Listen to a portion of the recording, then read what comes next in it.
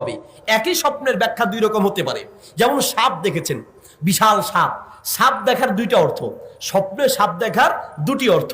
এক অর্থ হচ্ছে সাপ দেখার মানে হচ্ছে আপনার পিছনে শত্রু আছে, সাপ আপনাকে কামড় দিয়েছে মানে শত্রু আপনাকে পাকড়াও করবে, সাপ আপনাকে দৌড়াচ্ছে মানে শত্রু আপনাকে দৌড়াবে, সাপ আপনার আশেপাশে আছে মানে শত্রু আপনার আশেপাশে আছে। এক ব্যাখ্যা হচ্ছে শত্রু, আরেক ব্যাখ্যা হচ্ছে সাপ মানে হলো সম্পদ। সাপ আছে আশেপাশে মানে কি সম্পদ আছে, সাপ আসছে মানে সম্পদ আসছে। সাপ দেখার আরেক অর্থ হচ্ছে কি সম্পদ। এখন কোন কোন কোন ক্ষেত্রে সাপ দেখার মানে শত্রু হবে আর কোন ক্ষেত্রে সাপ দেখার মানে সম্পদ হবে, এটা সাধারণ কোন আলেমরা বলতে পারবে না, যোগ্য দক্ষ আলেমরাই এর ব্যাখ্যা দিতে পারবে।